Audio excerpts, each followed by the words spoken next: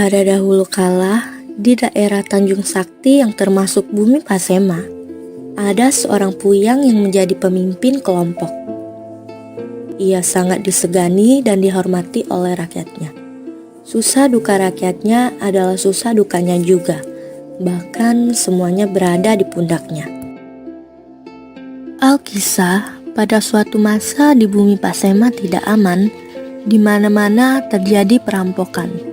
Yang lemah jadi makanan yang kuat akan berkuasa. Hal ini sangat memberatkan hati Puyang. Ia selalu merasa khawatir akan terjadi malapetaka berupa perampokan terhadap rakyatnya. Kekhawatirannya ini sangat beralasan, sebab daerahnya terkenal subur, sehingga penduduk hidup dalam kecukupan. Kesusahan ini rupanya bukanlah dihadapi oleh Puyang Tanjung saja. Bahkan Puyang Serunting pun sedang berusaha juga bagaimana caranya untuk bersiap dan menghadapi terjadinya perampokan di daerahnya. Puyang Serunting juga berdiam di Bumi Pasema dan memimpin dusun yang cukup luas. Pada suatu hari, bertemulah Puyang Tanjung dengan Puyang Serunting. Puyang Tanjung lalu bercerita bahwa ia mendengar kerajaan Majapahit akan damai. Tak satu pun musuh berani menyerbu kerajaan yang luas terbentang itu. Para penghuninya gagah, berani dan berilmu tinggi, semuanya ini oleh karena kebaikan rajanya. Ratu Majapahit pula adalah orang yang berilmu tinggi, sangat arif dan bijaksana. Siapa saja yang minta bantuan, pasti diperkenankannya. Asal semua untuk kebaikan rakyat dan negaranya. Hai Puyang Tanjung, apa kabar? Sudah berapa kali perampok-perampok mencoba masuk ke dusunmu? Selagi aku masih bernapas, tak kurelakan daerahku dijarah.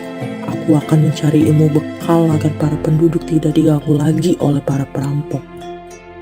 Setelah sepakat, suatu hari Puyang Tanjung dan Puyang Serunting pun pergi untuk menemui Ratu Majapahit.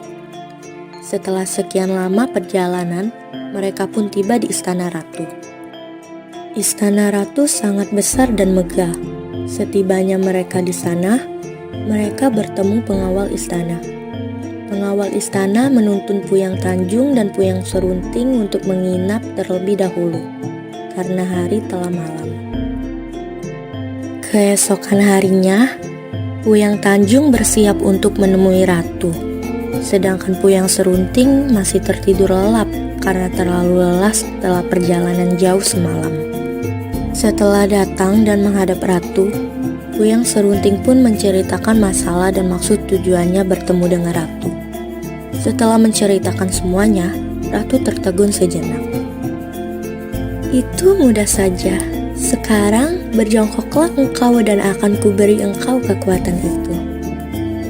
Segera ratu mencabut tulang belakang Puyang dan digantikannya dengan besi. Puyang sangat berterima kasih dan besar hatinya karena telah mendapatkan ilmu dari ratu. Puyang Tanjung pun mengatakan bahwa sebenarnya bukan ia sendiri yang mendapatkan ancaman. Wilayah temannya juga dihadapkan pada ancaman pula, dan mereka memerlukan bantuan ratu. Di mana daerah itu dan siapa pula pemimpinnya? Daerahnya berbatasan dengan daerah hamba dan pemimpinnya sekarang ada pula di sini bersama hamba.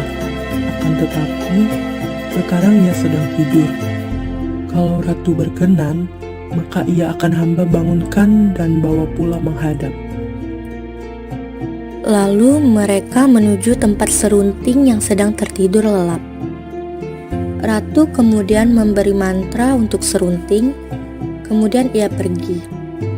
Sebelum itu ratu berpesan pada Puyang Tanjung agar apabila Serunting terbangun, beritahukan bahwa ia telah diberi ilmu oleh ratu.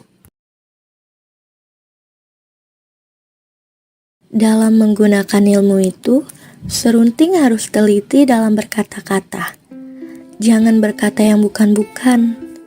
dan kehendaknya selalu memberi petunjuk serta berkata benar. Kekuatannya terletak di mulutnya.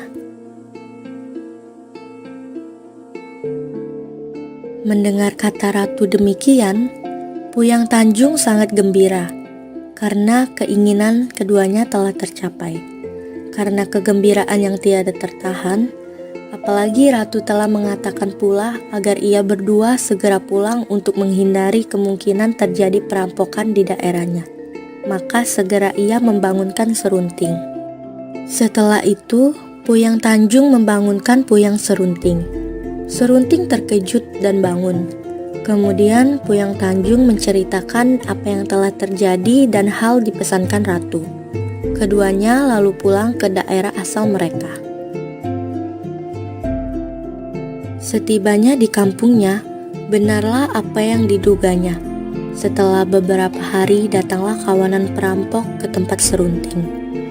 Melihat para perampok yang banyak dan dengan muka-muka yang menyeramkan itu, Serunting agak gentar. Apa yang harus diperbuatnya? Lalu, Puyang Serunting teringat pesan Puyang Tanjung, bahwa kata ratu, kekuatan yang diperolehnya terletak di mulutnya. Apa gerangan kesaktian itu? Ia teringat bahwa ia harus berkata benar dan berbuat bijaksana dalam menghadapi semua keadaan.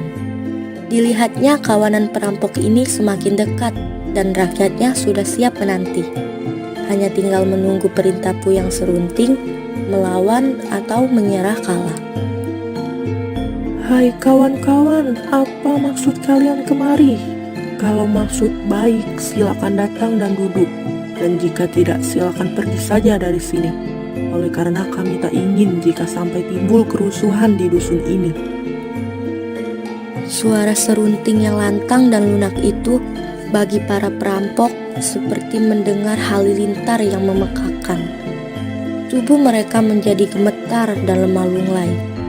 Tanpa menjawab sepatah pun, para perampok itu serta-merta berbalik dan pergi.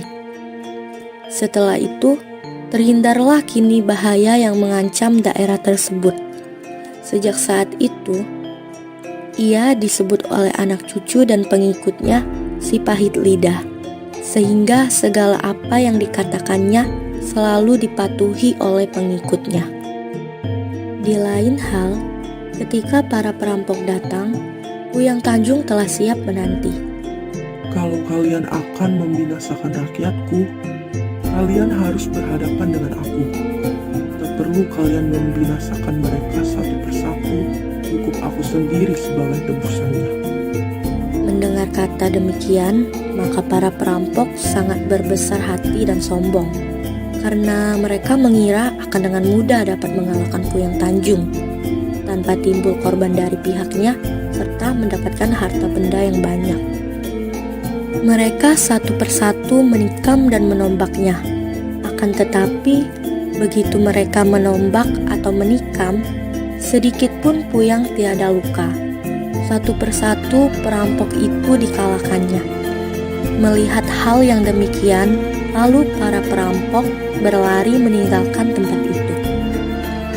Sejak itu, terkenalah Puyang ini dengan sebutan Puyang Panggar Besi, yang berarti bertulang besi, dan tiada lagi perampok yang berani mengganggu daerahnya.